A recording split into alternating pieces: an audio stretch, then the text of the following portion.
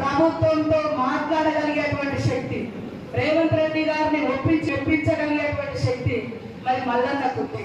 కాబట్టి నిరుద్యోగుల సమస్యలు కానీ ఉద్యోగుల సమస్యలు కానీ తప్పకుండా పరిష్కరిస్తాం. ఏది కూడా పెండింగ్ పెట్టాం. ఆ విషయాన్ని మీరు కూడా గ్రాడ్యుయేట్స్ కు ఓటున్నటువంటి వాళ్ళకు అర్థం చేయించి ఓటు వేయించాలని కోరుకుంటా ఉన్నాం. 27వ తారీఖు నాడు ఒక అంటే ఇంతకుముందు లెక్క ఈవీఎంలు ఉండవు, డబ్బాలు ఉండవు.